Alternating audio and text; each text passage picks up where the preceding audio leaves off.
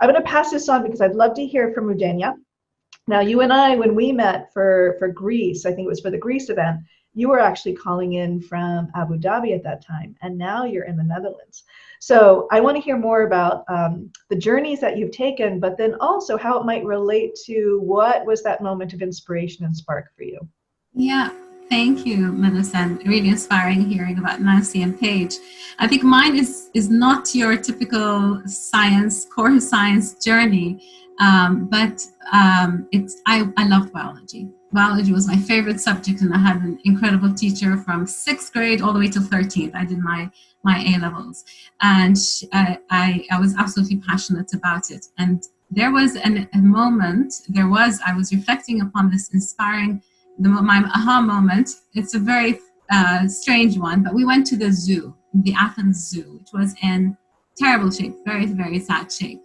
And the well-being of the animals hurt me so bad.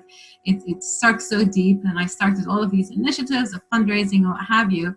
And that started my desire to do maybe veterinary surgery, medicine, something along those lines, which I never did, by the way.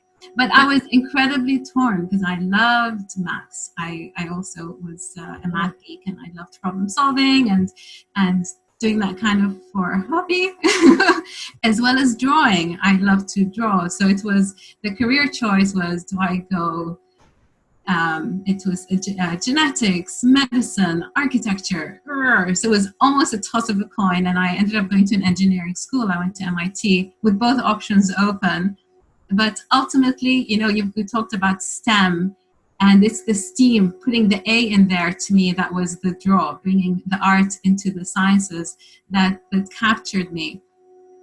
So that's what I did. And but going back to that story of the well-being of the animals and just general well-being and being more on the social impact end of things, this is when 5 years ago, after a long career in architecture and urban planning, which is what I've been doing in many continents, I decided I had to do something about the refugee crisis and children not going. I mean, we're talking about millions of children. You're right, I was living in Abu Dhabi at the time, so very close to the Middle Eastern refugee crisis. And that's when I just plunged and started the initiative that I'm working on now, which is EdTech and education for children who are totally missing out. So that's a bit of a long-winded story, but it's taking it back to the social impact and the needing to do something about the well-being of creatures and of humanity that drew me to say, okay, I'm enough of urban planning. I've got to do something more directly impactful. Well, it's amazing. I think that's what connects the three of you together, is also the ingenuity aspect, right? And like you were talking about, Rudayna, is like all of the things that come up during our life, like for decision points, and especially in those early ones of I like this and I like this, and which direction do you go in?